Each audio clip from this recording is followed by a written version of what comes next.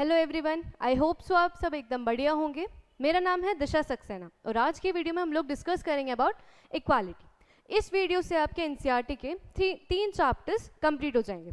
First chapter 7th class equality and the 9th chapter struggle for equality और 11th class की political theory का 3rd chapter equality. ये तीनों chapter एक दूसरे से इंटर रिलेटेड है, दैट्स व्हाई हम उन्हें एक साथ डिस्कस करेंगे।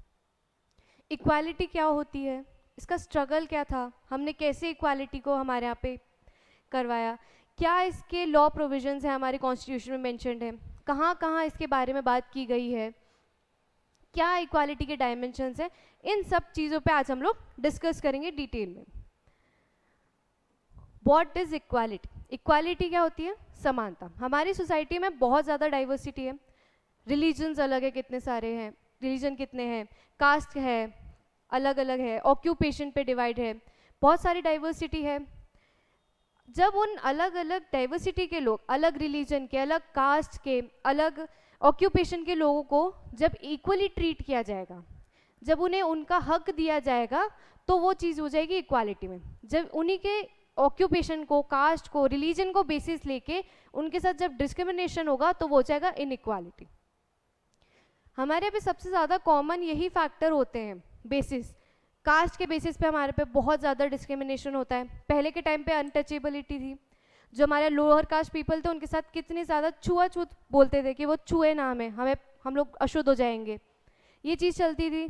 जेंडर के बेसिस पे बहुत डिस्क्रिमिनेशन होता था, फीमेल्स को इतना कुछ समझा नहीं जाता था सोसाइटी में, उनका जो स्टेटस है बहुत नीचे था कंपेरेटिव टू मेल। ये चीज़ थी डिस्क्रिमिनेशन, इनइक्वालिटी को लेके। इक्वालिटी जब इन लोग को ये सारे बेसिस को हटा दिया जाए और उनको इक्वली ट्रीट किया जाए, उनके राइट्स दिए जाए, उन्हें सारी अपॉर्चुनिटी, रिसोर्सेज मिले, तो वो चीज़ हो जाती है equality. All of them make distinction between human beings on ground of race and colour. ये बेसिस पे हम लोग सोसाइटी को डिवाइड कर देते और डिस्क्रिमिनेट करना स्टार्ट कर देते। ये हमारे पे एक्सेप्टेबल नहीं है। इवन जो सोसाइटी है वो रैंकिंग के बेसिस पे डिवाइड हो तो वो सही है। यहाँ पे हमने किस बेसिस पे डिवाइड कर दिया? On the basis of their colour, उनके ऑक्यूपेशन के बेसिस पे, या मतलब जैसे कि वो नाला साफ कर रहे हैं या स्वीपर्स हैं, मेड हैं, तो उनको हम बोलते हैं कि गंदे, ये हमसे दूर रहे तो अच्छा है, ये हमारे पास ना है। ये हमने गलत वे में उनको डिस्क्रिमिनेट किया। लेकिन सोसाइटी की वर्किंग को जब हमें सही करना हो, सोसाइटी की वर्किंग भी तो प्रॉपर होनी चाहिए, एडमिनिस्ट्रेशन सही से होना चाहिए, तो वो जो रैंकिंग वाइज जो है डिवीजन ऑफ सोसाइटी, वो सही हो जाता है जब हायर रैंक वाले लोग, प्रेसिडेंट, पीएम, गवर्नर, इन सब लोगों को अगर हम देखें, तो अगर हमें इन्हें हायर उस पर नहीं देखा जाएगा तो सोसाइटी का वर्किंग कैसे चलेगी? फंक्शनिंग भी तो प्रॉपर करनी है हमें। तो ये जब डिवीजन होता है ना on the basis of ranking, functioning के लिए हमारी सोसाइटी के, तो वो एक्सेप्टेबल है। बट जब इसको डिस्क्रिमिनेशन लिया जाए, मतलब उनके कलर पे या उनके कास्ट के बेसिस पे डिस्क्रिमिनेट कर रहे हैं, तो वो एक्सेप्टेबल नहीं होता। जो कि हमारे पे पहले सोसाइटी को हायरार्की के बेसिस पे डिवाइड कर दिया, वो गलत है। यहाँ पे रैंकिंग के बेसिस पे डिवाइड कर रहे हैं। क्यों कर रहे हैं? कि फंक्शनिंग सही चले सोसाइटी की, एडमिनिस्ट्रेशन सही हो, डेवलपमेंट हो, कोई तो रिस्पॉन्सिबिलिटी लेगा। पता चले कि पूरी सोसाइटी है, बहुत सारे लोग हैं, कोई रैंकिंग के बेसिस पे सोसाइटी डिवाइड ही नहीं की, लेकिन कोई रेडी भी नहीं रिस्पॉन्सिबिलिटी लेने के लिए, तो एडमिनिस्ट्रेशन होगा क्या? डेवलपमेंट होगा क्या? नहीं, हर कोई वही नीचे दबा रहेगा। तो इस सोसाइटी को जब हम रैंकिंग की बेसिस जो रिस्पॉन्सिबिलिटी ले, in that sense then it is correct, it is acceptable. But अगर हम उसे नेगेटिव सेंस में ले आ जाए, उसको ऑक्यूपेशन, उसके कास्ट के बेसिस पे डिस्क्रिमिनेट करें, उसको इक्वली ट्रीट ना करें, तो वो एक्सेप्टेबल नहीं होता है। No society treats all its members exactly the same way under all conditions. Smooth functioning of society requires division of work and functions. Responsibility के लिए society का division ज़रूरी होता है. People often enjoy different status and rewards on account of it. When people are treated differently just because they are born in particular religion, race, caste और gender, क्या basis बता दिया ने? Religion, race, caste and gender, we regard it as unacceptable. यहाँ पे functioning का था तो हमें एक्सेप्टेबल था, लेकिन जब यहाँ पे उनने रिलीजन, रेस, मेल फीमेल या कास्ट इन पे अगर जब डिवाइड करने लगे तो वो अनएक्सेप्टेबल होता है। वो क्योंकि आप उसके साथ जस्टिस नहीं कर रहे हो, आप उसके साथ गलत कर रहे हो, तो वो चीज़ एक्सेप्टेबल नहीं है। That is inequality, it is a form of inequality. But human beings में परस्यू डिफरेंट एम्बिशन। हर कोई अलग एम्बिशन फॉलो करता है, गोल होता है, हर किसी का अलग होता है। We would not feel that equality has been undermined. Equality in Indian democracy, this is not to say that inequality ceases to exist. हम आज भी नहीं कह सकते कि हमारी सोसाइटी में इनइक्वालिटी में वो नहीं होती प्रैक्टिस। डेमोक्रेसी हमने जब देखा था, डेमोक्रेसी का बेसिक पॉइंट क्या था? इक्वालिटी था। लेकिन क्या डेमोक्रेसी जब हमारे इंडिया में आई तो क्या इनइक्वालिटी खत्म हो गई? नहीं हुई, वो अभी भी कंटिन्यू हो रही कहीं ना कहीं। It does not, but at least in democratic India principle of equality all person is recognised.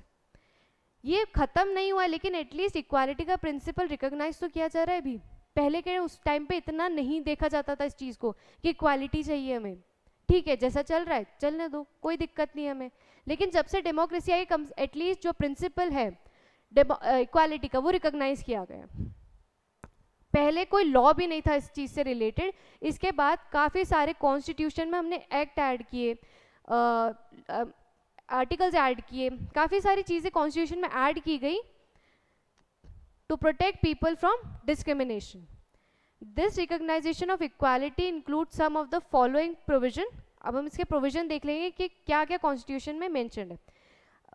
दो एक चीज़ और, डॉक्टर अंबेडकर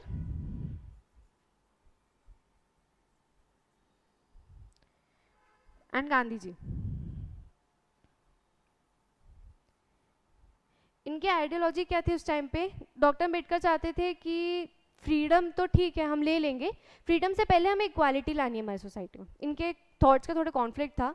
अंबेडकर जी चाहते थे कि हमारी सोसाइटी में जो है पहले इक्वालिटी आ जाए, क्योंकि उस टाइम पे बहुत ज़्यादा अनटचेबिलिटी का वो था, डिस्क्रिमिनेशन होता था लोअर कास्ट के साथ। अपर कास्ट वाले जो थे उनको काफ़ी सारे राइट थे, लेकिन लोअर कास्ट के साथ कोई एज सच नहीं था।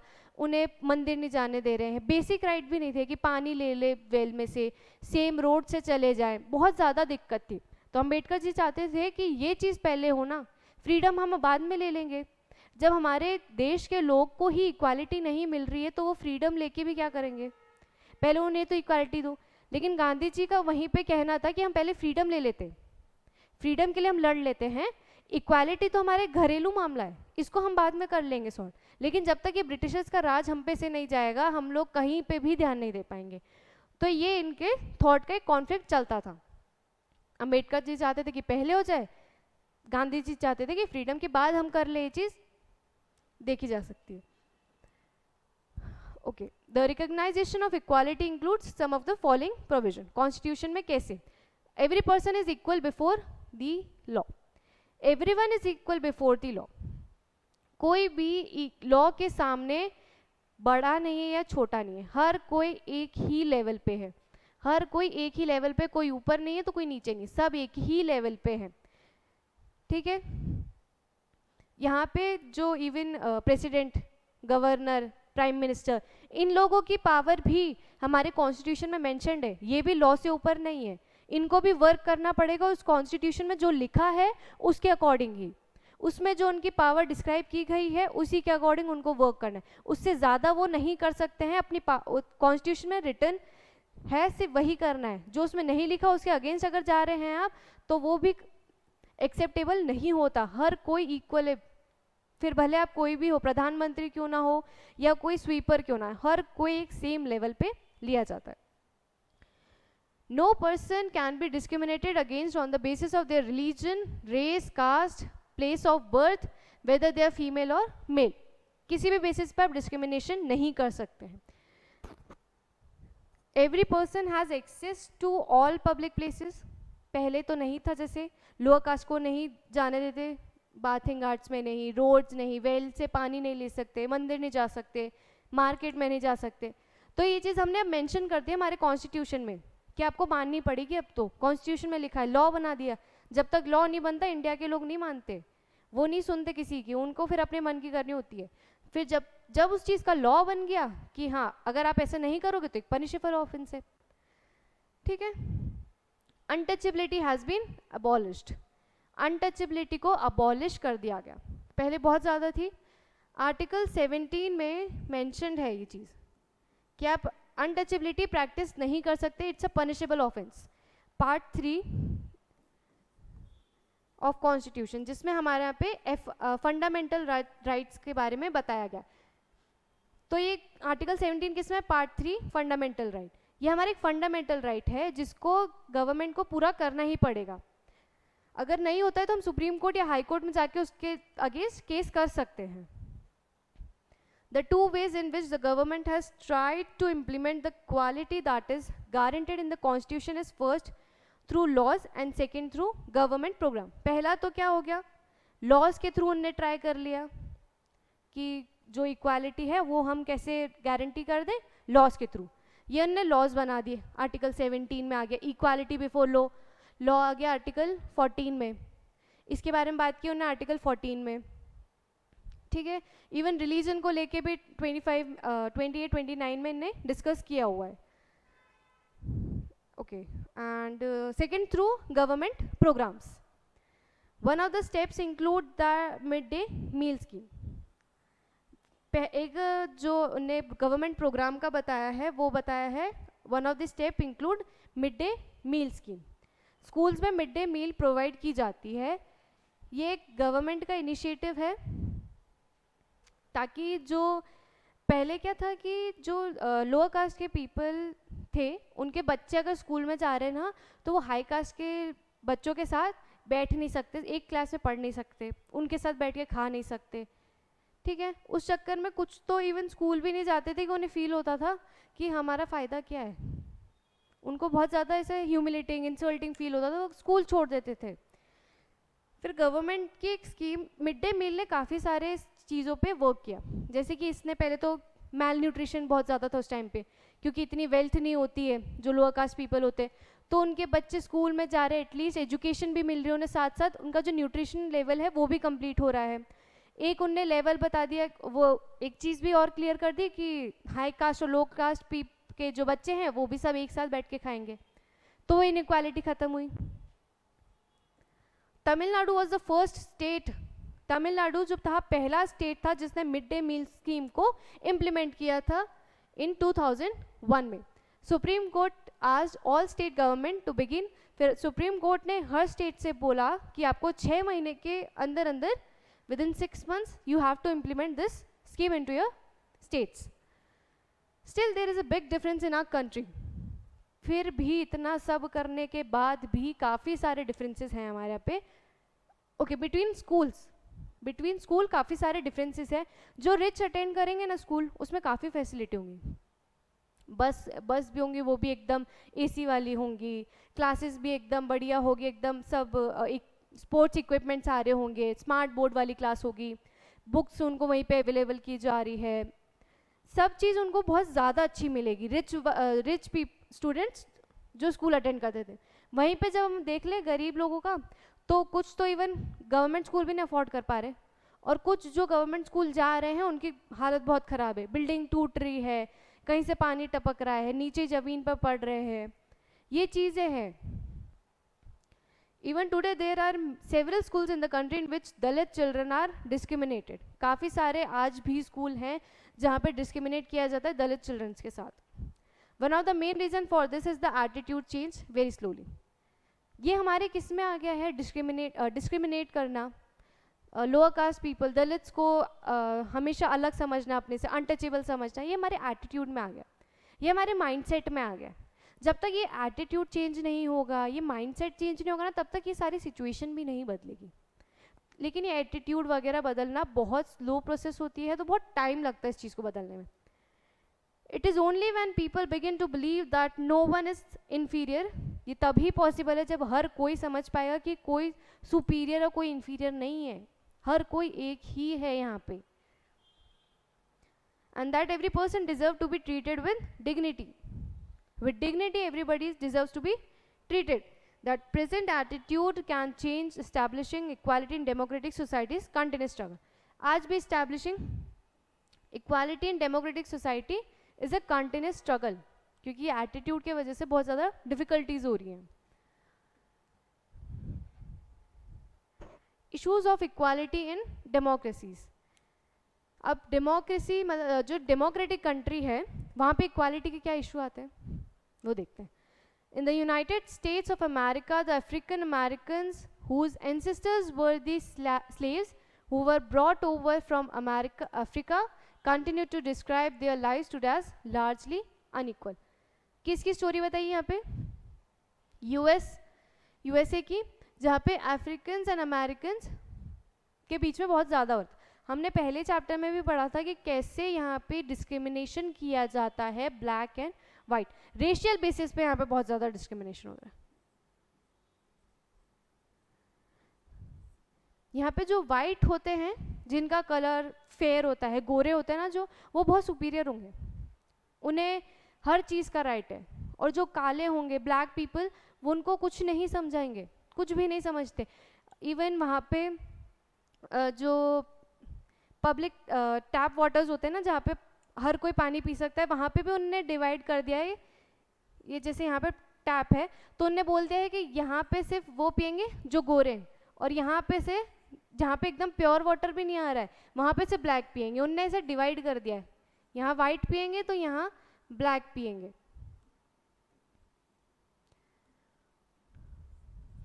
ये उनने कलर के बेसिस पे डिस्क्रिमिनेट किया है क्योंकि ब्लैक को वहाँ कुछ नहीं समझा जाता. इवन जो हॉस्पिटल्स हैं वहाँ पे वाइट जो है उनकी एम्बुलेंस बहुत अच्छी होगी, एकदम फुल्ली इक्विपमेंट वाली होगी. बट जो ब्लैक है बहुत मुश्किल से हॉस्पिटल जा रहे हैं, उनके हॉस्पिटल में कोई सारी वो ही नहीं है, रिसोर्सेज ही नहीं है, डॉक्टर्स नहीं है, कंप्लीट नर्सेज नहीं है जो उनका ट्रीटमेंट करे अच्छे से, कोई नहीं है. एजुकेशन उनको जो है, जो वाइट पीपल बोलते हैं उनको उसी हिसाब से करना होगा, वो अपने मन से नहीं कर सकते. इवन उन्हें हाई पोस्ट नहीं मिलेगी, क्यों? क्योंकि वो काले हैं. ये बहुत ज़्यादा वहाँ पर डिस्क्रिमिनेशन चल रहा था on the basis of colour. Even बस में भी, अगर जो पब्लिक बसेस होती हैं वहाँ पे वाइट लोग बैठे हैं और वहाँ पे शायद 1-2 सीट और हैं जहाँ पे ब्लैक बैठी है, और अगर वहाँ पे वाइट और आ गए तो उन ब्लैक वालों को अपनी सीट छोड़नी पड़ेगी और उन वाइट को देनी पड़ेगी. वहाँ पे ब्लैक को ये भी हक नहीं है कि वो बस में भी बैठ जाए. पब्लिक उसमें पब्लिक प्रॉपर्टी है वो, तो उसमें क्या दिक्कत है, पर नहीं, वहाँ पे भी नहीं कर सकते थे. बहुत ज़्यादा वहाँ पे डिस्क्रिमिनेशन हो रहा था on the basis of colour, white and black. This despite the fact that there was a movement in the late 1950 to put for the equal rights for African Americans. जहाँ पे African Americans थे, black people in USA, उनका right के लिए एक civil right movement चलाया गया था 1950 में. सिविल राइट मूवमेंट इसीलिए था कि उनको, जो ब्लैक पीपल है उनको एक राइट मिले, उन्हें इक्वालिटी मिले, उन्हें एक इक्वल स्टेटस मिले, उन्हें भी हर हक मिले, उन्हें बड़े स्कूल में जाने को मौका मिले, जो वाइट के लिए हॉस्पिटल है वैसा उनके लिए भी हो, हर चीज़ उन्हें मिले. Prior to this African American were treated extremely unequally. बहुत ज़्यादा अनइक्वली ट्रीट किए जाते थे. Denied equality through law. Even law में भी नहीं था कि उनको इक्वालिटी प्रोवाइड की जाए. वोट भी सिर्फ वाइट पीपल कर सकते हैं वहाँ पे. वोटिंग राइट तो सबका होता है. इन डेमोक्रेसी बेसिक चीज़ क्या होती है? Right to vote, to elect your representative. ठीक है, लेकिन वहाँ पे तो वो भी नहीं था, जबकि USA was a democratic country still. रोजा parks, an African American woman, tried from a long day work. Okay, रोजा पार्क्स एक वुमेन थी, शी वॉज ब्लैक, एंड वो बहुत ज़्यादा थकी हुई थी उस टाइम पे, तो बस में बैठी हुई थी, वो रेस्ट कर रही थी. बट जैसे ही एक वाइट मैन आया और उन्होंने बोला कि अब तुम उठो, यहाँ मैं बैठूंगा, क्योंकि पब्लिक बस पे किसका हक है? वाइट का. ब्लैक नहीं बैठ सकते. लेकिन रोजा पार्क्स ने क्या बोला? मैं नहीं उठ रही हूँ, मैं तो बैठूंगी यहाँ पे, मैं बहुत ज़्यादा थक चुकी हूँ. Her refusal that day started a huge agitation against the unequal way in which African Americans were treated. तो वो जो उनका ना करना था, उनको मना करना था, उस चीज़ ने बहुत ज़्यादा एक मूवमेंट का रूप ले लिया. तो ये इक्वालिटी को लाने के लिए सिविल राइट मूवमेंट स्टार्ट हुआ था. The civil right act 1964 prohibited discrimination. तो जो सिविल राइट एक्ट था 1964 का, उसने फिर प्रोहिबिट कर दिया discrimination on the basis of colour in USA. किसी भी बेसिस पे, रेस हो, रिलीजन हो, या नेशनल ओरिजिन हो, आप उस पर डिस्क्रिमिनेट नहीं कर सकते। अफ्रीकन अमेरिकन के चिल्ड्रन के लिए भी स्कूल खोल दिया गया कि आप अब साथ में पढ़ सकते हैं, एक ही क्लास में बैठ के पढ़ सकते हैं, ठीक है। इवन हमने ये चीज़ देखी थी कि जो सोसाइटी थी वो डिवाइडेड थी। यहाँ पे जो अच्छा पार्ट होगा ना, जहाँ पे बहुत ज़्यादा एग्रीकल्चर लैंड हो, कल्टिवेबल लैंड होगा हम जो बोलते हैं, वो अच्छा लैंड तो वाइट था, और जो आउटस्कर्ट्स थे ना, जहाँ पे एज सच इतना कोई खास लैंड था नहीं, वहाँ पे ब्लैक रहते थे। तो ये चीज़ भी उन्होंने ख़त्म कर दी after this act. Challenges of democracy, democratic country में अब चैलेंज क्या आते हैं? No country can be described as being completely democratic, कोई कंट्री नहीं कहला सकती as a complete democratic. There are always communities and individual trying to expand the idea of democracy and push for a greater recognised.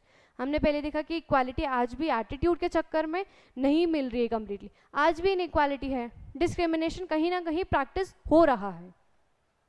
Central to this is the struggle for the recognition of all person is as equal and for the dignity to be maintained. Okay, ठीक है। हमारे यहाँ पे equality का concept कहाँ से लिया गया? From French revolution. French revolution का एक नारा था, एक तरीके से स्लोगन बोल सकते हैं, लिबर्टी, इक्वालिटी एंड फ्रेटर्निटी।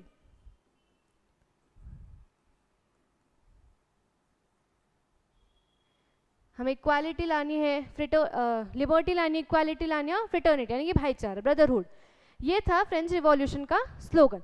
तो यहीं से हमने भी इसी का कंसेप्ट लिया था हमारे इंडिया में, इक्वालिटी का, इन आवर कॉन्स्टिट्यूशन। हमारे बोलते हैं ना, कॉन्स्टिट्यूशन इज अ बोरोअर, हर कहीं के कॉन्स्टिट्यूशन से, किसी के कंसेप्ट से हमने कहीं ना कहीं से चीज़ें ली हैं हमारे कॉन्स्टिट्यूशन को बनाने के लिए। वैसे ही इक्वालिटी का कंसेप्ट हमने फ्रेंच रिवॉल्यूशन से लिया था। अब इक्वालिटी हमारे यहाँ पे, ये एक स्लोगन हम लिख सकते हैं हर क्वेश्चन में एज अ बिगनिंग, जब हमें इक्वालिटी समझानी होगी कि हमने इक्वालिटी का कंसेप्ट लिया कहाँ से। अब इक्वालिटी हमारे यहाँ पे मेंशन्ड कहाँ कहाँ है?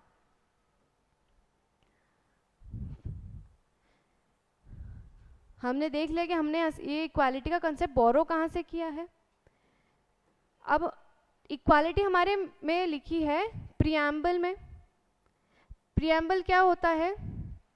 जो हमारे कॉन्स्टिट्यूशन का एक लेखा जोखा टाइप इंडेक्स होता है हर बुक में, जिसमें हमें पता चलता है कि हम आज ये चैप्टर पढ़ेंगे, ये पढ़ेंगे, ये कंटेंट है इसमें।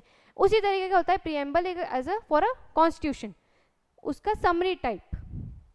ठीक, इसमें लिखा है, उन्होंने बताया है equality of status and opportunity. क्या लाइन मेंशन्ड है?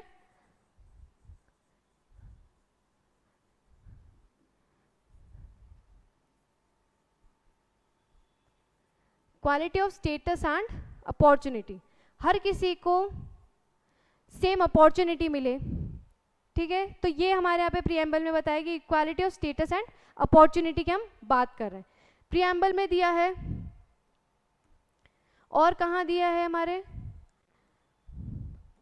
तो हमारे एफआर में बताया इनने, फंडामेंटल राइट पार्ट 3। प्रियम्बल में देख लिया, प्रियम्बल में क्या लाइन लिखी हो? Equality of status and opportunity. Fundamental right में हमारे दिया है पार्ट 3 में, कॉन्स्टिट्यूशन के पार्ट 3 में हमारे एफआर बताया है, जिसमें हम लोग बताते हैं इक्वालिटी के बारे में। Article 14 to 18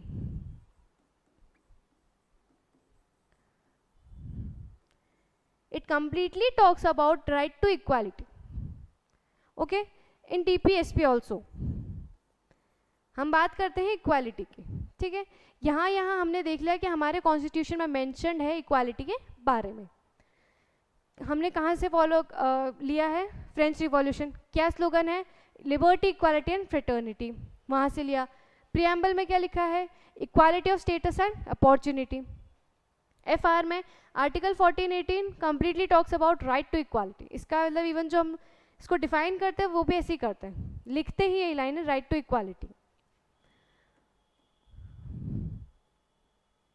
okay, why does equality matter? Equality matter क्यों करती है? नहीं हो, क्या दिक्कत है? चल रहा है ना, क्या हो रहा है, ज़्यादा से ज़्यादा उनको भेदभाव हो रहा है ना उनके साथ, ठीक है, क्यों हम इक्वालिटी के लिए इतना कर रहे हैं? क्यों कर रहे हैं? Equality is powerful moral and political idea. It's a moral as well as political idea. ठीक है. मोरल आइडिया क्या होता है? That has inspired and guided human society for many centuries. It is implicit in all faiths and religions which proclaim all human beings to be the creation of God. Moral faith में क्या आता है कि human being is a creation of God. हम किसके, हमें किसने बनाया? भगवान ने बनाया. Creation of God. तो जब हमें उनने बनाया है, भगवान का क्रिएशन है हम, तो हम किस बेसिस पे किसी को भी डोमिनेट कर सकते हैं? किस बेसिस पे हम उन्हें इंफीरियर समझ सकते हैं? क्यों समझ रहे हैं हम? ये चीज़ है. तो ये आ जाता है मॉरल आइडिया पे कि हमें भगवान ने बनाया है, हमें कोई हक नहीं किसी को इन्फीरियर समझने का या किसी को गलत तरीके से ट्रीट करने का. Political idea, the concept of equality invokes the idea that all human being have equal worth. जब हमें बनाया है भगवान ने है, तो हमारी जो लिविंग वर्थ है, इक्वल वर्थ ऑफ लिविंग, वो भी इक्वल है, वो भी सबको है, regardless of their colour, gender, race and nationality. हम इस बेसिस पे उनको डिस्क्रिमिनेट नहीं कर सकते, उन्हें अलग तरीके से ट्रीट नहीं कर सकते. यहाँ पे फिर बात आ जाती है फ्रेंच रिवॉल्यूशन के स्लोगन की. क्या स्लोगन था? अभी देखा था हमने, liberty, equality and fraternity. To revolt against the landed feudal aristocracy and the monarchy. The demand for equality was also raised during anti-colonial liberation struggles in Asia and Africa during the 20th century. जब racial discrimination हुआ था तब भी equality की बात हुई थी. French revolution के टाइम भी इक्वालिटी की बात हुई थी. तो इक्वालिटी क्यों मैटर करती है हमने देख लिया. Moral and political idea. Okay. It continues to be raised by struggling groups. Okay. तो हमारे यहाँ पे सबसे ज़्यादा स्ट्रगल कौन ने करा है? या तो वुमेन ने करा है या दलित ग्रुप ने करा है. वुमेन्स को कुछ नहीं समझा जाता था हमारी सोसाइटी में एज सच. उनका जो वैल्यू था, उनका जो स्टेटस था, बहुत ज़्यादा नीचे था. सिर्फ मेन है जो है, यही अर्न करेंगे ब्रेड हमारे घर के लिए. सन मेटा प्रेफरेंस का जो है कंसेप्ट है कि अगर हमें पता चल जाता है कि बेटी है तो मार देते उसे, या इतना ज़्यादा खुश नहीं होंगे अगर बेटी होगी तो. क्या चाहिए? हमें बेटा चाहिए. क्यों? क्योंकि वही हमारे घर का जो है आगे चलाएगा, पैसा लाएगा.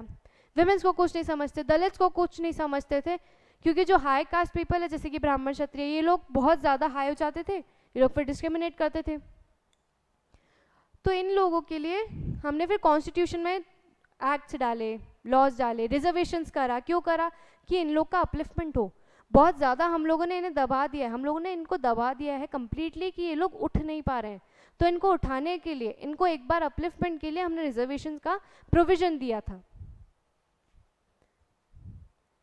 Yet it is inequality rather than equality which is most visible. आज भी inequality ज़्यादा है, visible rather than equality. We live in a complex world of unequal wealth, opportunity, work, situation and power. हमारे पे जो है वेल्थ के basis पे बहुत ज़्यादा इनइक्वालिटी है. कोई तो बहुत ज़्यादा रिच है तो कोई बहुत ज़्यादा गरीब है. Opportunities, work, situation and power. एक रिपोर्ट आती है state of inequality in India.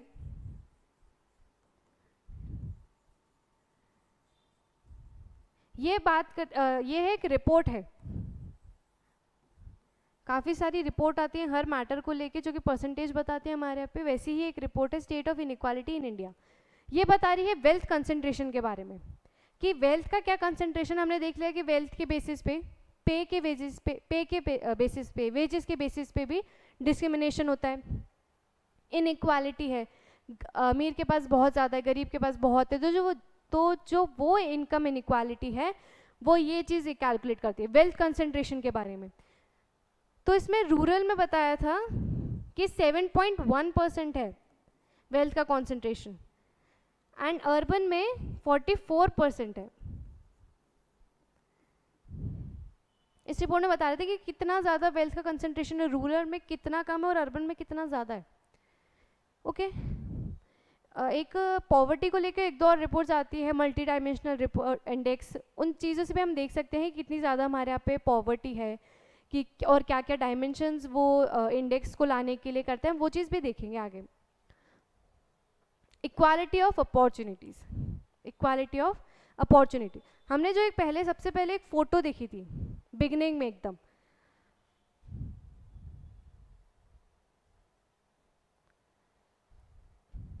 ये फोटो देखी थी हमने, इसमें ये हाँ तो क्या करा उनने, वो लोग क्रिकेट देख रहे हैं बाहर से, तो इसमें जो है तीनों को स्टूल दे दिया, ये इक्वालिटी है, तीनों को इक्वालिटी तो दे दी हमने, समानता दे दी कि हाँ कि तीनों के पास एक वो तो है, ठीक है कि तीनों देख पाए, लेकिन क्या तीनों देख पा रहे हैं, नहीं देख पा रहे हैं, ये तो अच्छे से देख रहा है, ये भी देख पा रहा है, लेकिन जो छोटा है जिसकी हाइट बहुत ज़्यादा कम है उसको एक स्टूल से उसका तो कुछ बन ही नहीं रहा, उसका उस इक्वालिटी से हमारा क्या फ़ायदा, उसका क्या फ़ायदा हुआ, कोई फ़ायदा नहीं हुआ। तो हमें उनके डिमांड के अकॉर्डिंग उन्हें कितनी हेल्प चाहिए उतनी उन्हें रिसोर्सेज या अपॉर्चुनिटी देनी चाहिए। फिर हमने क्या किया, इक्विटी लाने के लिए, यानी कि इक्वल अपॉर्चुनिटी दी अब उन्हें, पहले तो इक्वालिटी रखी थी लेकिन अब हमने उन्हें equality of opportunity the, equal resources दिए, जिससे क्या हुआ, सब देख पा रहे हैं। दूसरे वाले को एक स्टूल दे दिया, जो बहुत छोटा था उसे 2 स्टूल दे दिए, उसको हमने और सहारा दे दिया कि हाँ तुझे अब दिख जाएगा, ठीक है। तो हमने पहले इक्वालिटी रखी थी, फिर हमने उसके बाद क्या रख दिया, इक्वालिटी ऑफ अपॉर्चुनिटी, कि हमें हर किसी को अपॉर्चुनिटी भी देनी है, जिसको बहुत ज़्यादा ज़रूरत है उससे ज़्यादा दो, ठीक। हम देख लेते हैं इक्वालिटी ऑफ अपॉर्चुनिटी था क्या। Equality of opportunity. The concept of equality implies that all people are entitled to the same right. ठीक, हम यहाँ इतनी देर से वही बात कर रहे थे कि सेम राइट के लिए है, अपॉर्चुनिटी भी उन्हें सेम मिलनी चाहिए। वहाँ पे जैसे 2 स्टूल उसे दे दिए, फिर इक्विटी आई, अपॉर्चुनिटी सबको मिली, रिसोर्स सबको मिला। To develop their skill, talent and to pursue their goals and ambition. अब हमें हर किसी को अपॉर्चुनिटी, रिसोर्सेज ये इक्वली देने पड़ेंगे। क्यों? To develop their skills, talents and to pursue their goals and ambition. This means that in a society people may differ with regard to their choices and preferences. एक society में हर किसी का गोल या choice अलग होता है। कोई क्रिकेटर बनना चाहेगा, कोई सिंगर, तो कोई आईएएस ऑफिसर या कोई डॉक्टर, ठीक है। हर किसी का गोल अलग है, हर किसी को अलग हेल्प चाहिए होगी, रिसोर्सेज चाहिए होंगे, अपॉर्चुनिटी चाहिए होगी। अब ज़रूरी नहीं है कि हर कोई उतना ही सक्सेसफुल हो पाए। जो हो, हमें ऐसा लग रहा है कि उस सोसाइटी में बस यही एक इंसान है जो सक्सेसफुल हो पाएगा, तो इसे रिसोर्स दे दो, बाकी को मत दो। ऐसा तो हम करेंगे नहीं। हम देंगे अपॉर्चुनिटी सबको, इक्वली देंगे, रिसोर्स सबको देंगे, फिर उनकी मेहनत के हिसाब से जो सक्सेसफुल हो पाए। कोई तो बहुत बड़ा क्रिकेटर बन जाएगा, तो कोई एक छोटे लेवल पे रह जाएगा, या कोई कुछ नहीं बन पाएगा तो वो दूसरी फील्ड पे जाएगा, ठीक है। With regard to their choices and preferences, they may also have different talent and skill, but just because only some become ace cricketers, बस इसलिए कि कुछ ही बहुत बड़े क्रिकेटर बन पाते हैं और successful lawyers, it does not follow that society should be considered unequal. कुछ ही बन पाते हैं बहुत बड़े क्रिकेटर, लॉयर, डॉक्टर, तो इसका मतलब ये नहीं कि हम उस सोसाइटी को अनइक्वली ट्रीट करने लगे। अपॉर्चुनिटी, रिसोर्सेज, इक्वालिटी, राइट, हर किसी को इक्वल दो, फिर जो उनकी मेहनत के हिसाब से जो होगा वो होगा। In other words, it is not lack of equality of status or wealth or privilege that is significant, but the inequalities in people access to such basic goods. यहाँ पे इक्वालिटी ऑफ स्टेटस या wealth के बारे में नहीं है, but यहाँ पे क्या हो रहा है कि एटलीस्ट यार उन्हें बेसिक गुड्स तो दो, बेसिक नेसेसिटी, उनकी जो बेसिक नीड है वो तो फुलफिल करो, फिर जो होगा वो देखा जाएगा, लेकिन उन्हें जो चाहिए उनका लाइफ के लिए वो तो प्रोवाइड करो at least. As education, health care, safe housing, that makes for an unequal and unjust society. पहले क्या होता था, जो दलित लोग होते थे उन्हें प्रॉपर हेल्थ केयर नहीं मिलता था, एजुकेशन नहीं मिलता था, तो वो लोग अपलिफ्ट भी नहीं कर पा रहे थे अपने आप को। ज़्यादा से ज़्यादा वो लोग क्या रहते थे, स्वीपर्स रहते थे, या मेड, या जो नाला होता है वो साफ करते हैं। हम लोग यही कर लेते कि लो कास्ट के हैं तो यही उनका ऑक्यूपेशन होगा। यही हमने डिफ्रेंशिएट कर दिया था ना पहले कि आप इस कास्ट से बिलोंग करते हो अब ये ऑक्यूपेशन फॉलो कर दोगे, आप इस कास्ट से बिलोंग करते हो अब ये ऑक्यूपेशन फॉलो कर दोगे। तो उस टाइम पे पहली बात तो उन्हें ना हेल्थ केयर भी नहीं मिल रहा था, प्रॉपर एजुकेशन नहीं मिल रही थी, वो अपने आप को अपलिफ्ट कैसे करते या अपने राइट के लिए लड़ते कैसे? तो एटलीस्ट उन्हें access to such basic goods तो दो, तो अपने आप को अपलिफ्ट कर पाएंगे, अपने लिए काम कर पाएंगे, ठीक है। Natural and social inequalities, natural जो कि नेचुरल मतलब नेचुरल उससे आती है, सोशल जो कि सोसाइटी क्रिएट कर देती है इनइक्वालिटी एक सोसाइटी में। Natural in the sense of disability, कोई अंधा है, किसी के एक पैर है या हाथ प्रॉपरली वर्क नहीं करे, वो नेचुरल में आ जाता है। सोशल इनइक्वालिटी में आ जाता है सोसाइटी जिसमें डिस्क्रिमिनेट करने लगती है, जैसे कि हमारे यहाँ पे अनटचेबिलिटी था, वो देख लो, मेल एंड फीमेल का डिस्क्रिमिनेशन हो गया, ये सारे आ गए। देख लेते हैं मैंने और इन्हें डिटेल में कि क्या है। Natural inequality is considered to be the result of different characteristic and ability, characteristic and ability का है बारे में बात यहाँ पे, with which people are born. अब डिसेबल है, पैदा ही उसके साथ हुआ डिसेबिलिटी के साथ, फिर क्या करें, नेचुरल हुई वो तो, सोसाइटी ने नहीं क्रिएट की। It is generally assumed that natural differences can not be altered, ये माना जाता है कि नेचुरल जो इनइक्वालिटीज है वो ऑल्टर नहीं की जा सकती।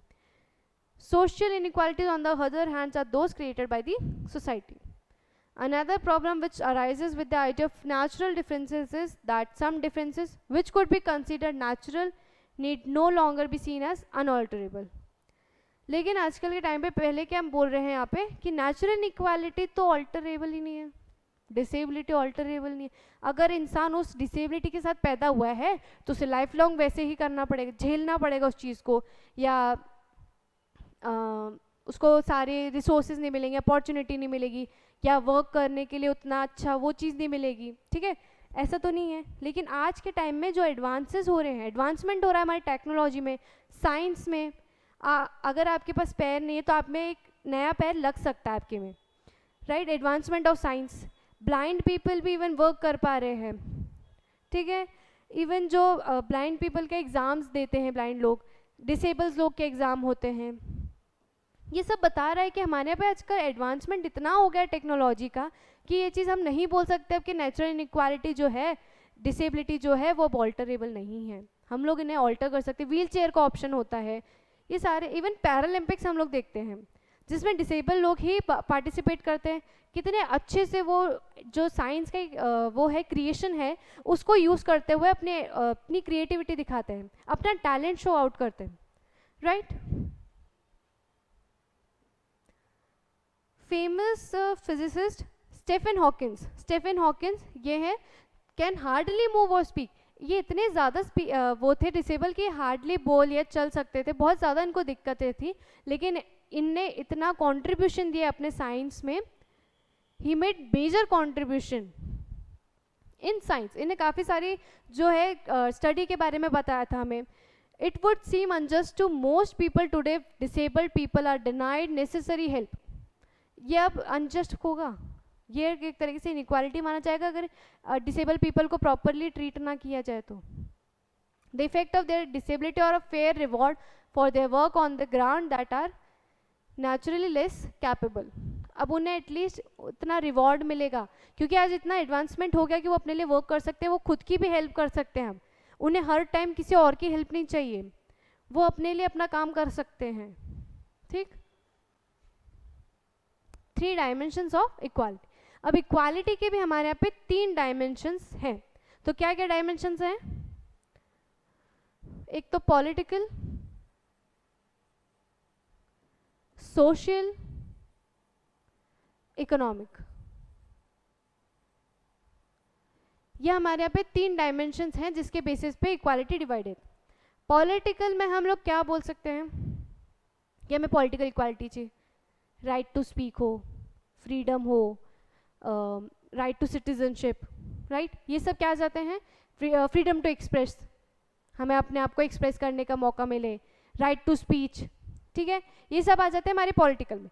सोशल में क्या आ जाता है, जो सोसाइटी का डिफरेंसेस है, हर किसी को प्रॉपर जो है हेल्थ केयर मिले, एजुकेशन का अपॉर्चुनिटी मिले, जो वर्किंग का वो होता है कि वर्क जॉब एम्प्लॉयमेंट के लिए उनको प्रॉपर अपॉर्चुनिटी मिले, राइट।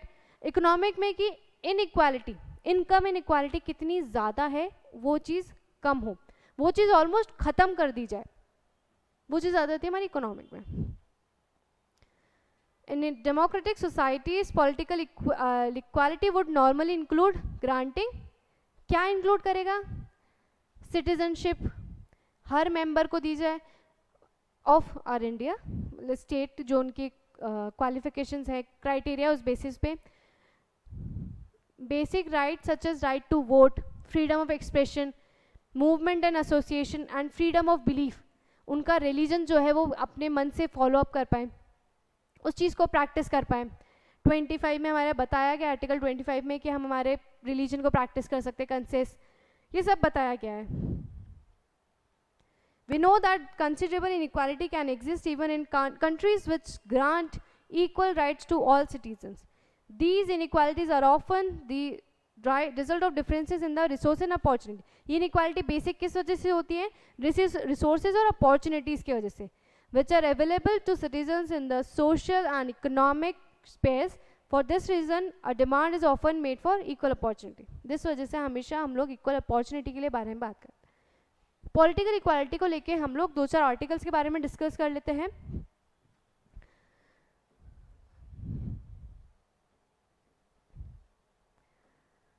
हम लोग देख लेते हैं कि क्या क्या हमारे पॉलिटिकल राइट्स हैं, पॉलिटिकल इक्वालिटी में क्या क्या हम लोग लिख सकते हैं। और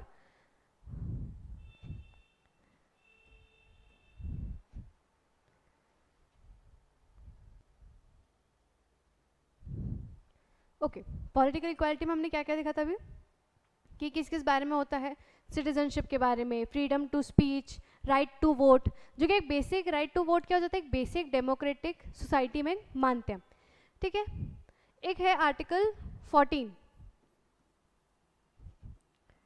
पार्ट 3 में, जो की बात करता है ना, एक्चुअली 2 चीज में डिवाइडेड है,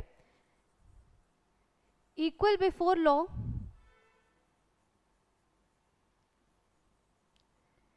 equal protection of law।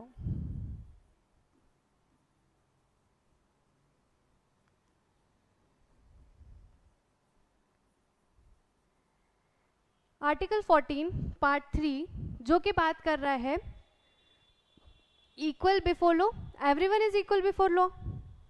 दूसरा बात कर रहा है इक्वल प्रोटेक्शन ऑफ लॉ।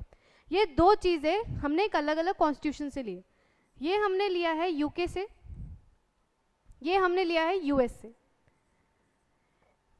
ये है एवी डाइसी का principle,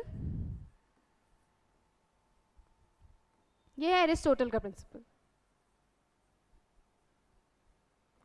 okay, equal everyone is equal before law, ये हमने यूके से लिया है। ये है एवी डाइसी का principle, equal protection of law, ये हमने लिया यूएस से, और ये है एरिस्टोटल का प्रिंसिपल, ठीक है। Everyone is equal before law बात करता है कि हर कोई जो है इक्वल है लॉ के सामने, कोई ऊपर कोई नीचे, कोई सुपीरियर कोई इन्फीरियर, या कोई रैंकिंग के बेसिस पे ऊपर नीचे नहीं है। हमने पहले बात डिस्कस कर लिया था कि प्रेसिडेंट हो या प्राइम मिनिस्टर, कोई भी ऑर्गेनाइजेशन हो, या हमारे यहाँ पे जो गवर्नमेंटल ऑफिशियल्स होते हैं, ऑफिसर्स वो हो गए, या कोई भी प्राइवेट के ऑफिसर हो गए, इन सब की पावर हो गए है हमारे यहाँ पे मेंशन इन कॉन्स्टिट्यूशन। ये इसके ऊपर जाके काम नहीं कर सकते, जो जितना उसमें लिखा है ना उनके पावर के बारे में, उनको उसी हिसाब से चलना पड़ेगा, उनको उसी रूल्स के हिसाब से चलना पड़ेगा। अपनी मन मर्जी नहीं चला सकते हर कोई, क्योंकि इक्वल है लॉ के सामने। लॉ की नज़रों में हर कोई इक्वल है, भले फिर आप कोई भी क्यों ना हो, बहुत ज़्यादा रिचेस्ट पर्सन क्यों ना हो, तो बहुत ज़्यादा पुअरेस्ट पर्सन क्यों ना हो। Okay, equal protection of law US से लिया है हमने, एरिस्टोटल का प्रिंसिपल है। इसमें है treating unequal equally is also an inequality. क्या बात कर रहा है, treating unequal equally is also an inequality.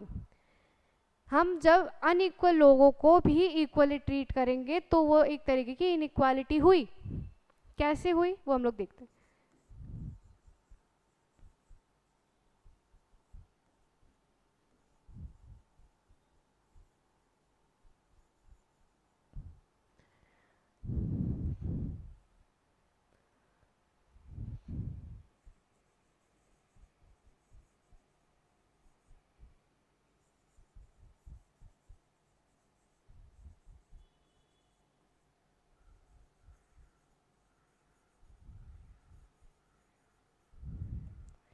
Treating unequal equal is also inequality. कैसे? फॉर एग्जाम्पल जैसे कि कोई डिसेबल पर्सन है, ठीक है, ओके, एक रेस चल रही है, डिसेबल पर्सन है एक, और एक है प्रॉपर फिजिक है, एकदम बॉडी बिल्डर टाइप ऑफ है. अब उनको बोलते हैं कि आपको 100 मीटर रन करना है, ठीक है, जो जीता वो बेस्ट. ये क्या सही है? यहाँ पे उनको बोलते हैं कि आपको एक लाइन उनने बता दी कि आपको इसके पीछे रहना, दोनों है भी लाइन के पीछे, साथ में दौड़ेंगे, इक्वल, हर चीज इक्वली. बट डिसेबल को बोलते तुम व्हील चेयर यूज नहीं करोगे अपनी, तुम्हें भागना पैरों से ही पड़ेगा.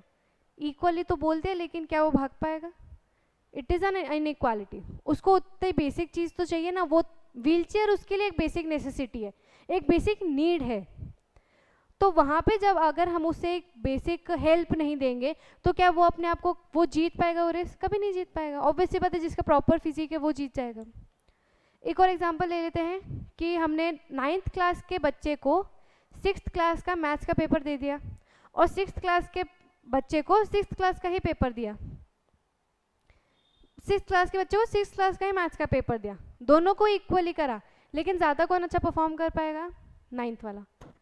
लेवल तो वही है ना, अब 9th वाले का लेवल तो ज़्यादा हो गया. यहाँ पे भी ये भी इनइक्वालिटी हो गई. अब आपको हर इंसान को उसी हिसाब से ट्रीट करना है. जैसे कि हमारे यहाँ पे जो दलित लोग हैं, पहले बहुत ज़्यादा उन लोग कुछ दिक्कतें थी, बेसिक नेसेसिटी नहीं थी, बेसिक नीड्स नहीं थी उनके पास, तो हमने उन्हें प्रोवाइड किया विद रिजर्वेशन. आपके लिए सीट्स रिजर्व कर दी.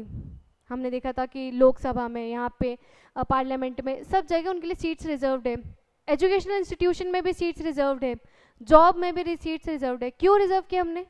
क्या ये करना ज़रूरी था? था ये ज़रूरी, बहुत ज़रूरी था, क्योंकि हमने उन लोग को इतना सप्रेस कर दिया था, उन लोग को इतना ज़्यादा डिस्क्रिमिनेट कर दिया हमने पहले कि वो लोग अपने आप को अब अपलिफ्ट करने के लिए खुद से तो वर्क कर ही नहीं सकते. गवर्नमेंट को हेल्प करनी पड़ेगी उनकी, इसलिए उन्हें प्रोवाइड किया विद रिजर्वेशंस, जो कि एक मेजर है उनके लिए, एक बेसिक हेल्प है कि वो लोग अपने आप को ग्रो कर पाएँ, अपने लिए लड़ पाएँ, अपने राइट को समझ पाएँ. ओके, अब इसमें भी कुछ बेसिक एक्सेप्शंस होते हैं. एक्सेप्शन कैसे हैं कि जो प्रेसिडेंट है, इसमें एक्सेप्शन है इक्वल बिफोर लॉ में. प्रेसिडेंट हो गया, गवर्नर हो गए, ये बाहर रहते हैं, ये मतलब they are not answerable to court. अगर उन्होंने कुछ भी प्रोसीडिंग में बोला है, कोई चीज़ बोली है, या जब तक वो अपनी सिटिंग में है, जब तक वो अपनी पोजीशन में है, तब तक वो आंसरेबल नहीं है कोर्ट को. जब जो भी उनने काम किया हो उसके लिए वो आंसरेबल नहीं है. ये हमारे आर्टिकल 361 में मेंशन्ड है. आर्टिकल 361 में प्रेसिडेंट और governor are not answerable to court, to any court. इनके अगेंस्ट क्रिमिनल प्रोसीडिंग नहीं चला सकते, सिविल प्रोसीडिंग भी नहीं चला सकते. 2 महीने का प्रायर नोटिस देना होगा आपको इनको पहले. ऐसा होता है कि बाकियों के साथ नहीं होता. किसी के लिए भी कभी भी क्रिमिनल प्रोसीडिंग चालू जाती है, सिविल प्रोसीडिंग चालू जाती है, या उनको अपने कोई भी उनने काम किया है और वो गलत है या कोई भी चीज़ है, तो they are answerable to court. But president हो गए, गवर्नर हो गए, ये आर्टिकल 361 हमारे कॉन्स्टिट्यूशन में मेंशन्ड है कि they are not answerable to court. उनके अगेंस्ट कोई सिविल प्रोसीडिंग, क्रिमिनल प्रोसीडिंग नहीं चला सकते. ये एक तरीके का exception. Exceptions are always there, हर किसी आर्टिकल में आपको एक्सेप्शंस मिल जाएंगे. ओके, ये हमने बात कर ली अबाउट आर्टिकल 14, जो कि हमें बता रहा है equal before law in equal protection of law. ठीक है, अब हम लोग देख लेते हैं आर्टिकल 15 का.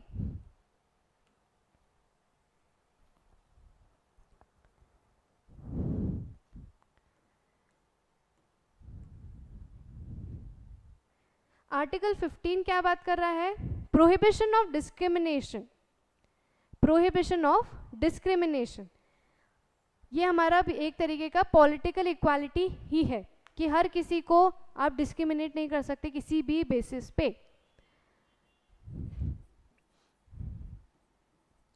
डिस्क्रिमिनेशन को आप प्रोहिबिट करना है. ठीक है,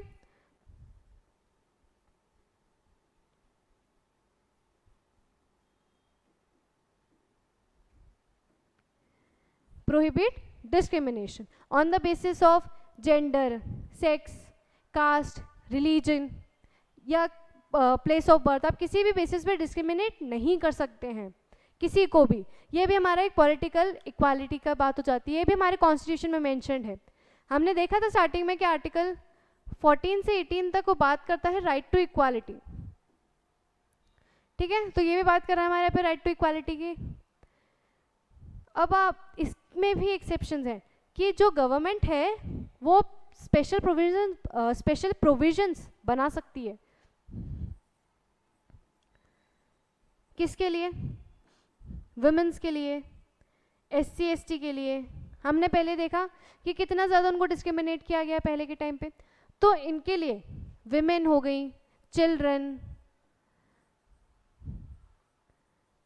SC ST, माइनॉरिटी, इनके लिए लोग स्पेशल प्रोविजन बना सकते हैं। हमारे यहाँ पे क्लॉज 15 क्लॉज 3 में वुमेन और चिल्ड्रन के बारे में बता रहे हैं, और SC ST socially and economically backward class के लिए हम बताते हैं हमारे में 15 क्लॉज 4 में, 15 क्लॉज 3 एंड 15 क्लॉज 4 में एक्सेप्शंस के बारे में बात हो रही है इनके। ओके, इवन अभी कुछ टाइम पहले ही 103 ये पहले ये बात हम लोग कंप्लीट कर लेते हैं कि स्पेशल प्रोविजन बना सकते हैं, डिस्क्रिमिनेशन नहीं कर सकते, लेकिन आप स्पेशल प्रोविजन बना सकते हो कि इन लोग को इनका अपलिफ्टमेंट हो पाए। अब आई बात कि इकोनॉमिकली वीकर सेक्शन, हमारे यहाँ पे कितनी ज़्यादा इनकम इनक्वालिटी है, बहुत ज़्यादा है। तो इस इनइक्वालिटी के लिए जो बहुत ज़्यादा वीकर सेक्शन है इकोनॉमिकली, पैसे के उस पे, उनके लिए भी प्रोविजन बना सकती है, सीट्स रिजर्व कर सकती है। ये आया था हमारे यहाँ पे 103 कॉन्स्टिट्यूशनल अमेंडमेंट एक्ट से, ये चीज़ ऐड हुई थी कि आप इकोनॉमिकली वीकर सेक्शंस के लिए भी प्रोविजंस क्रिएट कर सकते हैं। ठीक है, आर्टिकल 14 में हमने बात कर ली थी इक्वल बिफोर लॉ, आर्टिकल 15 में बात कर ली कि आपको डिस्क्रिमिनेशन नहीं करना है। अब बात आती है आर्टिकल 16 की। आर्टिकल 16 क्या बात कर रहा है कि everyone has the equal opportunity, must have equal opportunity to representation in any job, मतलब किसी भी जॉब में या एम्प्लॉयमेंट की उसमें हर किसी को इक्वल अपॉर्चुनिटी मिलनी चाहिए, आप उसमें भी डिस्क्रिमिनेट नहीं कर सकते। इसमें भी वो लोग स्पेशल जो है प्रोविजंस बना सकते हैं विमेंस के लिए, socially and economically weaker sections के लिए। ठीक है, इवन जो है स्टेट रिजर्व कर सकती है सीट्स फॉर उनके स्टेट के कैंडिडेट के लिए, यानी कि MP के जो एग्ज़ाम होगा कोई भी, तो MP गवर्नमेंट क्या करेगी, ज़्यादा प्रेफरेंस देगी MP के लोगों को, ये लोग ये कर सकते हैं, एक्सेप्टेबल होता है। UP वाले UP को प्रेफरेंस देंगे, महाराष्ट्र के महाराष्ट्र को प्रेफरेंस देंगे, ये चीज़ एक्सेप्टेबल होती है, एक्सेप्शन में आ जाता है हमारे आर्टिकल 16 के। इवन जो रिलीजियस प्लेसेस होती हैं हिंदू में मतलब मंदिर, मस्जिद, चर्च, तो यहाँ पे भी ये अपने ही रिलीजन के लोगों को एज अ अपॉइंट करेंगे। मंदिर में हिंदू को ही करेंगे, तो जो मस्जिद है वहाँ पे मुसलमान को, तो चर्च में किसी क्रिश्चियन को, ये भी हमारे पे मेंशन्ड है। आर्टिकल 17 हमारे पे बात कर रहा है about abolition of untouchability. Article 18 बात करता है अबॉलिशन ऑफ टाइटल्स को भी आपको अबॉलिश करना पड़ेगा। ठीक, अब हम एक और चीज़ देख लेते हैं, राइट टू वोट। एक डेमोक्रेटिक कंट्री में बेसिक चीज़ क्या होती है, राइट टू वोट।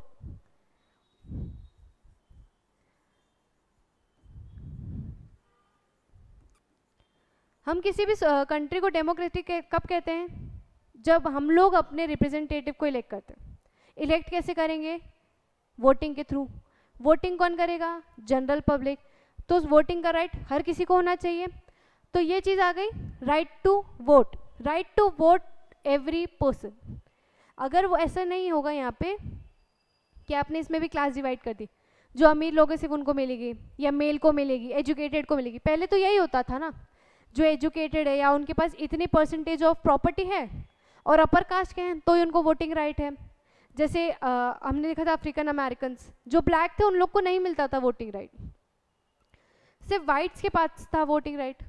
तो राइट टू वोट ये हमारे आर्टिकल, हमारे कॉन्स्टिट्यूशन में मेंशन्ड है article 326, right to vote is our right, it's a constitutional right. Even UPSC में क्वेश्चन भी पूछा था इसके कॉन्फ्लिक्ट को लेके कि राइट टू वोट हमारा कॉन्स्टिट्यूशनल राइट है कि लीगल राइट है.